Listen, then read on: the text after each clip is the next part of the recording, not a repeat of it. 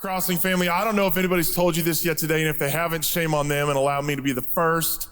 I love you. I am so glad that we get an opportunity to hang out and be in ministry with one another. And I look forward to our opportunities to gather each and every single week. I love the stories of how you guys are taking steps in your relationship with Jesus Christ and how you're allowing him to have more authority and reign in your life. We just came out of October, which is Pastor Appreciation Month, and I should have done it then, so please forgive me. But I want to do a big round of applause for all of our campus pastor and staff at all of our different locations.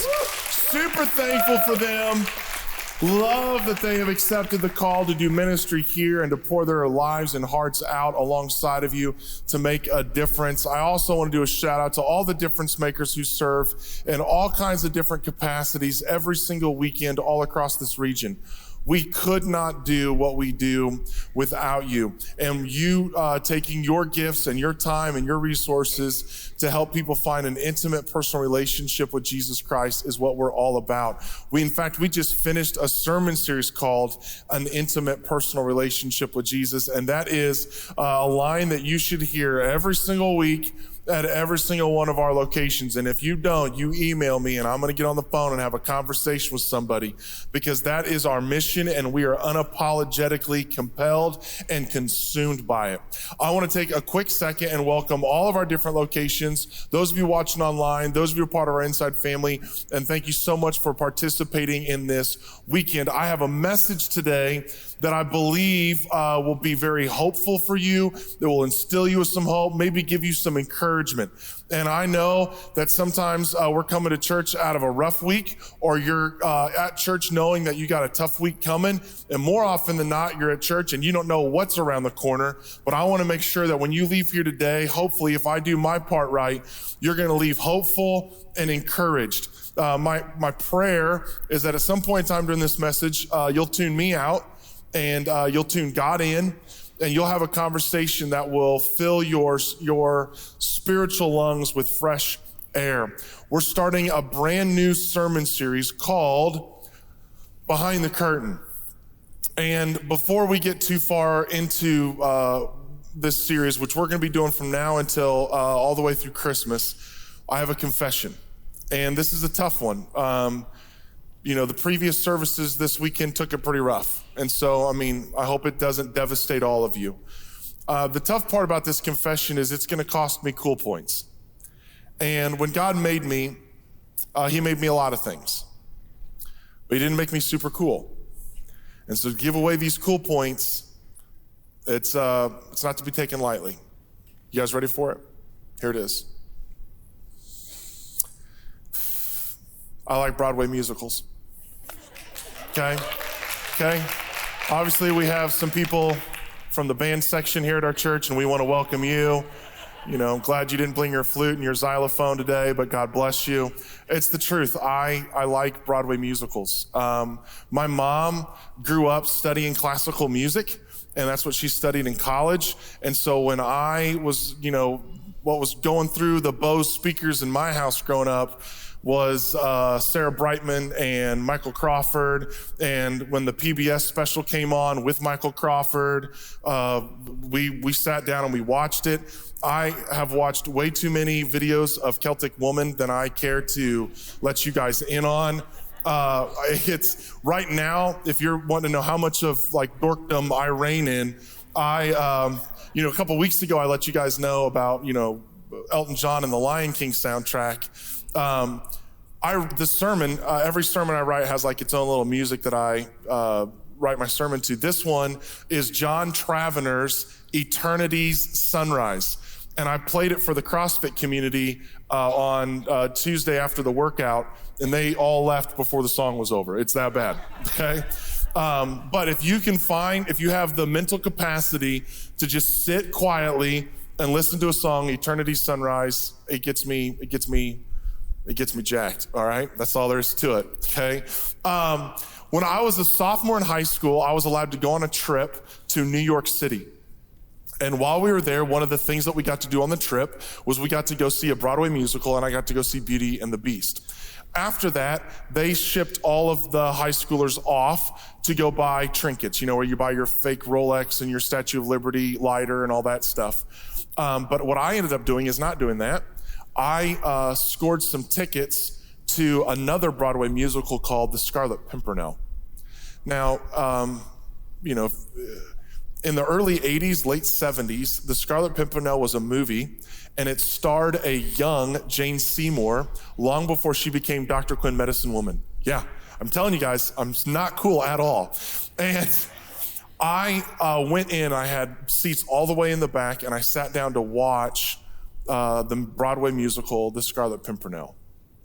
And I was totally undone. I was consumed by what was happening. The music, the songs. There's a song in there called Into the Fire that about every 6 months I pull out the lyrics and I listen to it. And when I get done, I feel like I could lift a house. I was listening to it this week. You can check that one out, okay? You'll be like, man, this guy, we got to find another church. But listen, it's who I am, okay? It's me. And I would watch as they were singing and they would be walking, and all of a sudden, before you know it, the stage would shift and he would be standing on top of a staircase. And then he would turn and walk the other direction, and the staircase that he was walking on would disappear, and now he is sailing a ship on the open waters. And I remember just being completely taken in, and all I wanted to do was get backstage to see what was happening behind the curtain. How are they making this all take place? I wanted to know what was coming before it arrived. Maybe you're like me, and you've noticed that our culture has an infatuation with getting behind the curtain. I grew up on Behind the Music and MTV Cribs, where we got a chance to see our favorite celebrities and athletes and see what it was like for them when they were no longer on the stage and they were off the court. And you got to realize that people organize their fridges way too much when you're going through MTV Cribs. Like, that rapper just stacks his milk like that? I doubt it. But it's more than that. Some of you are like, we weren't MTV people. But maybe you're a person who reads biographies and autobiographies of titans of business or successful politicians. Or maybe you've been sucked into a podcast that gives you an in-depth look into products, athletes, and cultural events. We are addicted to getting behind the curtain. We want to know, what does backstage look like? So in this series, we're going to go behind the curtain and see what's happening backstage.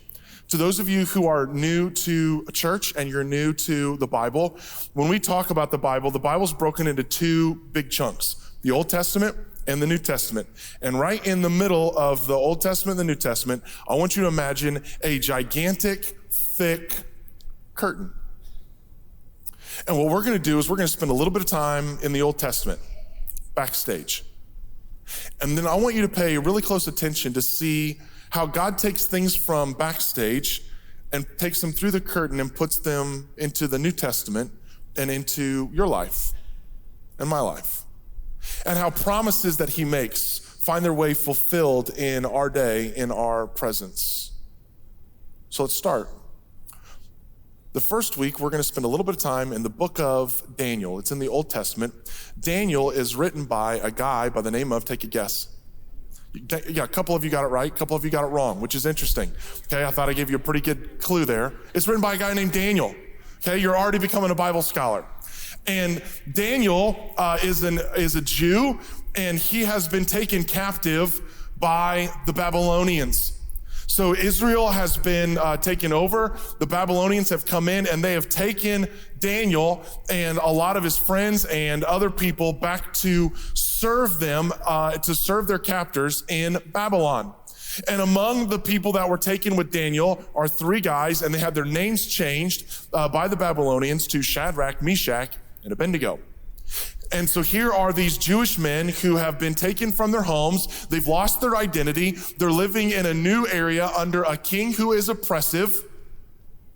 And one day, the king brings all of his political leaders out, and Shadrach, Meshach, and Abednego. And he shows them that he has set up a golden statue, 90 feet tall and 9 feet wide.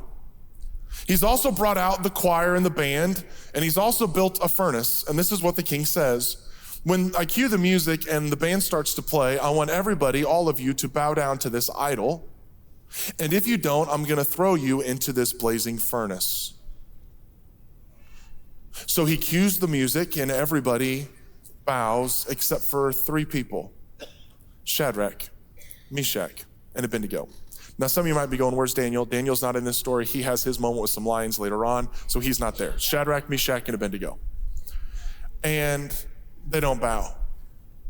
Now, some of you, right, real quick, you're like, Clayton, before we get into this, this feels a little far-fetched. I mean, this isn't something that happens nowadays, does it?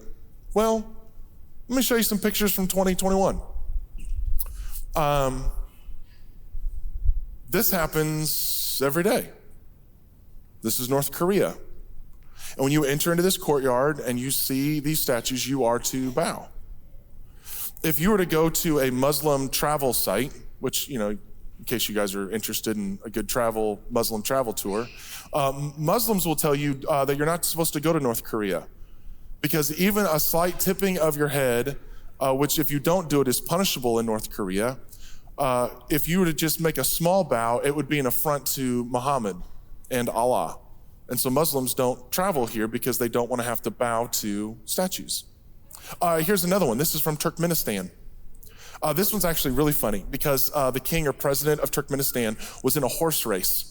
And there's video of it, and you could tell it's one of those horse races where he's the one who's supposed to win. Because if you watch, some of the horses have like their mouths open and they're being held back because this is a huge party for the president to win the horse race. Well, as luck would have it, right before he crosses the finish line, the horse stumbles and the king falls off of his horse. And so the Secret Service come out and of their little area, and they try to make sure he's okay. And then they shut the whole stadium down and they try to confiscate all of the video of this guy falling off a horse. But the video gets out. Obviously, there's a junior hire there, and he figured out how to get, okay?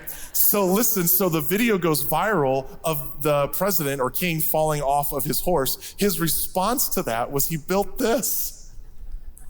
A gigantic statue of him riding a horse covered in gold. Yeah, it still happens. It even happens in more subtle ways than you think. Now, just remember, I'm the guy who said I loved you at the very beginning. But maybe lately you felt a little pressure to bow. Maybe not like this, but maybe like this. Man, if you don't vote for, I don't know if we can. Maybe this one. Have you felt like you've had to bow on one side or the other? And relationships could be lost if you're on one side or the other. How about this one? Or this one? Or this one? Like, hold on a second, Clayton. I think we can all agree we like polar bears, right? No, this isn't polar bear. This is my climate change picture. I didn't know how to do a climate change picture, so we went with makes me think I could go for a Coke right now. Okay, let me say unequivocally for the record, this church is pro polar bear, okay? And I decree on this, you've got to take, if you're not a recycler, like, I don't know if we can be friends. Like, you've got those people in your life. I grew up burning all our trash. I don't know what we're doing for the environment, but that's because we're hillbillies, all right? Speaking of hillbillies, then there's this one. Like, where do we stand on that? Or how about this one? I mean, that's not even to talk about tax the rich, free speech, cancel culture. I'm just saying, I feel, and maybe I'm alone in this, I feel like over the last 18 months, people have kind of asked me to take a bow. Pledge my allegiance to some man-made things. Now listen, I'm not saying what you want me to say. I know there's some of you in here like, I think Clayton just said Trump's the Messiah. That's not what I'm saying, crazies. That's not what I'm saying. What I'm saying is, have you felt a little tension to bow, to cave, to have an opinion, and you're not quite sure where you stand yet? And you're tempted to bow. And if you do bow, you find out you didn't bow low enough or long enough. Have you found out that there's really not even room for nuance or conversation around things? That there's no room for you to support something and be critical and go, man, I'm for this. There's a couple things I have. Nope. You've got to take the whole thing lock, stock, and barrel. And if you don't, we're going to block you, unfriend you, deplatform you, and cancel you. And I know that we say that happens out there, but I think internally we find ourselves preparing to isolate and separate ourselves from people who believe differently than we do and think differently than we do. And the church is no different. And you can no longer agree with anybody unless you agree with them about everything. And that to be in a relationship with someone is to be in wholesale endorsement of all of their beliefs. And I'm going, me and my wife don't agree on everything, and I'm not ready to, walk out on her just because she thinks differently than I do. I think sometimes it's us thinking differently that make us better. Add to that your inability to gain enough information on a particular subject to arrive at a conclusion. Add to that our mistrust of the news, social media, and the internet, that we don't even know where to go to get the information that we need to get to arrive at the conclusion we're supposed to arrive at. And just about the time you think you figured it out, they go, we don't care about your opinion on that anymore. What about this? Like, I just finished studying for the wrong test. So Shadrach, Meshach, and Abednego are sitting there, and they know their history. They know that the reason they're in Babylon is because when God said, I will be the Lord your God, and you will have no other gods before me, and you will not bow down and worship any other idol, and I will cover you and protect you and bless you. And they chose to bow and rebel. God removed his hedge of protection from them. And then they found themselves taken over by the Babylonians. And now they find themselves not even trying to figure out how to worship in Jerusalem anymore. Now they're trying to figure out how to worship in Babylon. And they're going, yeah, I'm not bowing to this one because bowing to man-made things is what got me here in the first place. Now I'm going to pause. This sermon is not about what you think it's about. So no conclusions yet. I'm just getting us all in the same boat. I'm not telling you where I'm taking you. We're just in the boat. Some of you, you're really starting to go, man, I've been waiting for someone to say. I'm not agreeing with you, okay? If you're like, I think this Clayton's really on it, we're not on the same team yet, okay? I'm just getting us in the boat. No applications yet. Promise? Okay. What we are seeing happen in our culture right now is people are searching for a God. They are searching for salvation. They are trying to make a heaven. And we see people screaming for it and looking for it in political parties and in relationships. They're looking for it in the government and in policies. They're looking for it in Hollywood and in the news. We are looking for it by caving into cultural pressure. We are trying to make heaven by man-made hands. But heaven wasn't created by man-made hands. Hell was. The pain that we see that we're trying to solve can't be solved with man-made hands. They have to be solved with divine hands. And worshiping man-made idols won't offer the hope and the assurance and the salvation that we desperately need. We're looking for a truth. We're looking for a cause. We're looking for a platform, but all of these are man-made. Our truth is that God is real, Jesus is alive, and the Bible is true. And that's not just our truth, that's the truth. And it is from that truth that we worship and bow and focus our attention. And it is from that truth that all other causes and affiliations are filtered. Still not saying what you think I'm saying. Wait till the end of the sermon. So Shadrach, Meshach, and Abednego refused to bow. And the king comes to them and offers them an ultimatum. He says, guys, I'm going to play the music one more time. And if you don't bow, I'm going to throw you into the furnace. And this was their response. Shadrach, Meshach, and Abednego replied to him, King Nebuchadnezzar, we do not need to defend ourselves before you in this matter. If we are thrown into the blazing furnace, the God we serve is able to deliver us from it. I wish I could preach a whole sermon on that. These guys had lost their homes, lost their country, lost their people, and they were still saying, we believe God is able. Sometimes do you wonder if the problems that we are wrestling with is because we've lost sight of the fact that God's hands can change and heal and deliver? But that's not the sermon. Still not saying what you want me to say. And he will deliver us from your majesty's hand. But even if he does not, even if he doesn't deliver us, we want you to know, your majesty, that we will not serve your gods or worship the image of gold you have set up.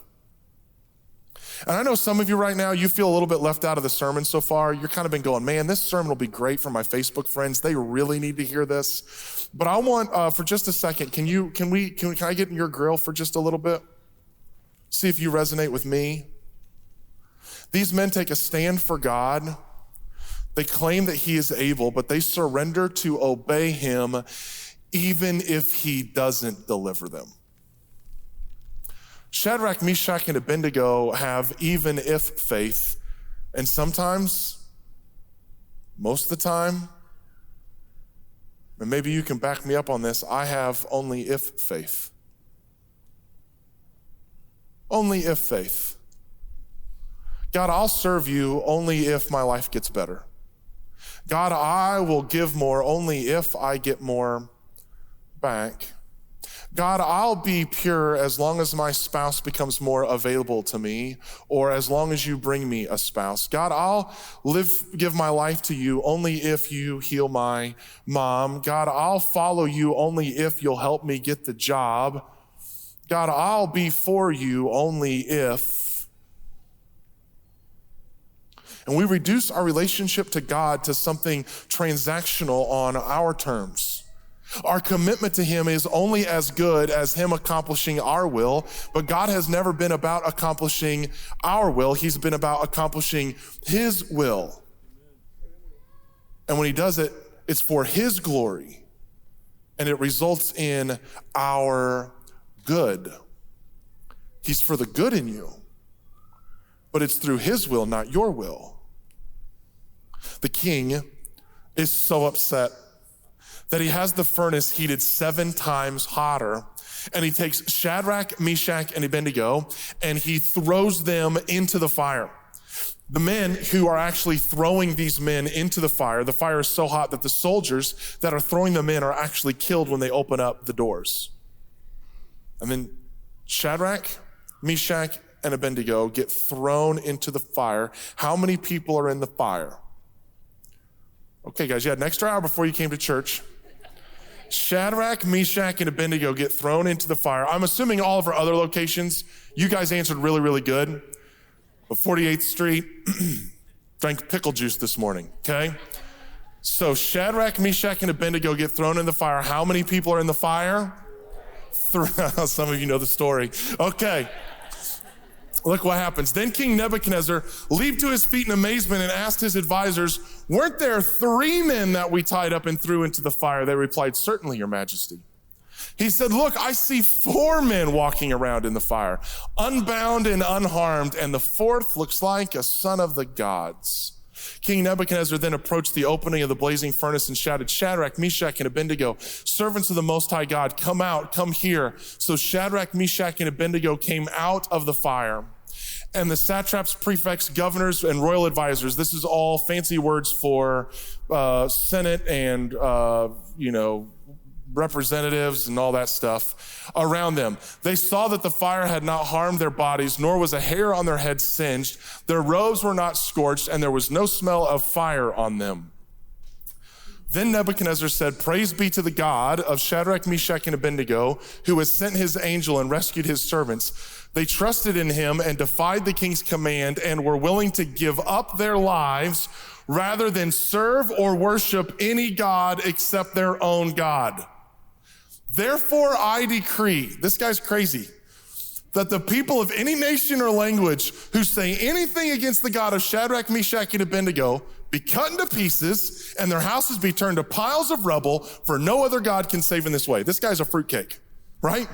He's like, these guys refuse to bow. They're the best. Refuse to bow to what? Oh, the God that I just set up. And if you say anything bad about their God, I'm going to turn your house to rubble and I'm going to cut you to pieces. This guy's a whack job. But there were 3 guys that got thrown into the fire, but there were 4 who walked in the fire. They're in the midst of their great trial, their even if moment. They had divine company. These men who refused to bow, who refused to reduce their faith to only if, and lived out a but if not commitment, brought a king and their country to knees in worship. You can almost hear David writing Psalm 23, and even though I walk through the valley of a shadow of death, I will fear no evil, for you are with me. Fast forward 400 years and put your hands on the curtain and slowly pull it aside, and what you'll see standing on center stage is John chapter 1, verse 14. And the Word became flesh and made his dwelling among us. The Word is a man that somehow enters into the fire of life to dwell in it with us. That Jesus enters in the fire of the human experience to go through what it is you're going through. He experiences the highs and the lows, the trials and the pain and the temptation. To what extent? Look what it says in Hebrews chapter 4. For we do not have a high priest, this is Jesus, who is unable to empathize with our weaknesses, but we have one who has been tempted in every way, just as we are, yet he did not sin. You ready for what you're supposed to take away from this?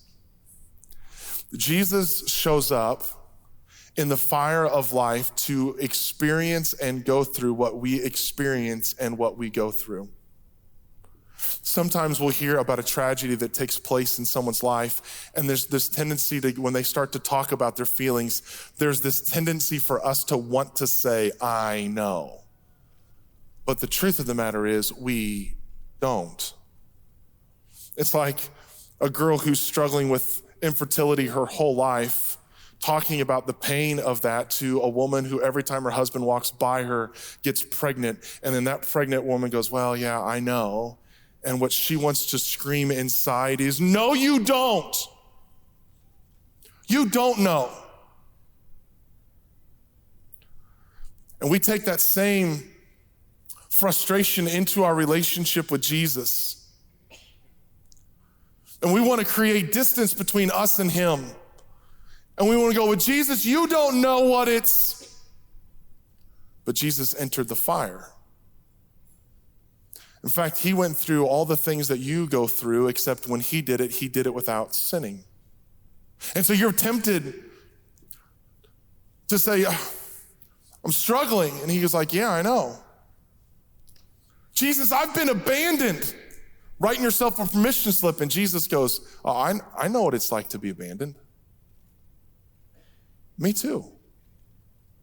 Jesus comes up to you, says, or you come up to Jesus, you go, wait, Jesus, I'm this way because I've been rejected. And Jesus goes, I know. I know what it's like to be rejected. Me too.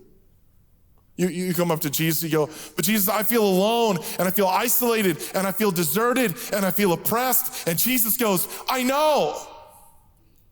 Me too. You're like, but Jesus, my friends turned on me. And Jesus is like, I know. Me too. But Jesus, my friends want me to be something I can't be. They want me to be something I'm not. And Jesus goes, I know. Me too. We say, Jesus, I'm tired and I'm poor and I'm broken. And Jesus goes, I know. Me too. But Jesus doesn't just say, I know. Jesus doesn't just say, me too. He says something else, and I can't get over it. He says, even if. He says, even if to me. He says, even if to you. He comes into my only if world, and he offers me even if love. When I look at him and he's looking at me, every problem you are experiencing and encountering in this world is because we have an only if mindset. Man, I'll be good to you only if. I'll help you out only if. I'll give you money only if. But Jesus shows up and he looks at me and he goes, Clayton, even if you never believe in me, I'll still love you. Even if you reject me and abandon me, I'll still keep on loving you. Even if you keep on sinning, keep on struggling, even if you do those things, I'll die for you. Even if you keep picking up petty causes, sell out your character, struggle with addiction, become a cheater and a gossip, you navigate sexual purity poorly, I will still carry this cross for you. He shows up in my world and he says, even if. And my only if brain can't handle it. What would happen in your world if we possessed just a little bit of even if? Even if we don't agree on everything politically, you can still sit at my table. You are still worthy of my love and respect and care. I can still treat you with dignity. Even if you act like an idiot, a moron, a punk, even if, I'll still root for you and pray for you and look for ways to bless you. But right now, what would your marriage look like if there was a little bit of even if in it? Now I know, hold on, I know what you guys just did. It's smart, but it's wrong. This is what you just did. Oh, I'm so glad my spouse is hearing this. And I'm gonna love them only if they give me a little even if love. Yeah, you're waiting for your spouse to take the sermon home, but that's the problem. We are spending our whole lives angry at all the people taking the lower road while refusing to take the high one. We're waiting for our spouse to start giving us even if love while only holding out only if to them. But when God enters the scene in your life, in my life, he leads with even if. Even if you beat me and spit on me, even if you put a crown of thorns on me, even if you pick up the hammer to nail me, I will cry, Father, forgive them, for they don't know what they're doing, even if. And when that hits your heart doesn't want only if anymore. You realize it wants something bigger and fuller and more pure. It aches to be done with only if living and start to grasp even if faith. My mom called me on Wednesday. I finished my sermon on Monday. That's when I write my sermons. My mom calls me on Wednesday. My mom is the director of a alternative learning center for kids who haven't been able to get it dialed in at whatever they call non-alternative learning, high schools. And the stories that my mom navigates are just crushing. Kids showing up for school early because they want to get out of the cold. They're just tired of being cold at their home. They're coming into the school because the school has toilet paper and they want to be able to go to the bathroom with some amount of dignity. They're trying to figure out how to work it out in school while knowing that they're about to get evicted at home. These aren't unsmart kids. These are smart, capable kids who are absolutely going through the fire. And my mom, she has a student who had just been there for a couple of weeks, and he had started to turn things completely around. And she was walking down the hallway the same way she walks around when she's with me. She puts her arm inside of my arm, and she's walking this student down the hall to his class, and she's just smiling and laughing with him on Wednesday morning. And on Wednesday night, he's gunned down. My mom is on the phone with me, and the only thing I can tell her is Jesus knows what it's like to lose somebody you love. He feels that. He got the news that John the Baptist had been beheaded. He's experienced human suffering. He's experienced pain. And the only other thing I can tell her is the only way out of this is for people to offer up a little bit of even if I don't understand you, even if I don't agree with you, even if you might not do the things I want you to do with the things that I give to you, even if I'm still gonna do it. And I just gotta believe that deep down inside there is this part of you that wants to be a part of something like that. That in light of what Jesus has done for you, you want to live a transformed life. You want to live a life that has even if love in it. And I need you to know, in order to do that, you're going to need godly power. And you don't get godly power bowing to man-made idols. You get it when you bow to the King of Kings and the Lord of Lords, and you submit your life to him. And the Bible says you'll receive the gift of the Holy Spirit. And when you receive the gift of the Holy Spirit, you receive divine power and divine love. And that's what this world needs. It doesn't need you bowing to man-made platforms. It needs a group of people bowing to the one to whom one day every knee will bow and every tongue will confess. We're moving to a time of decision.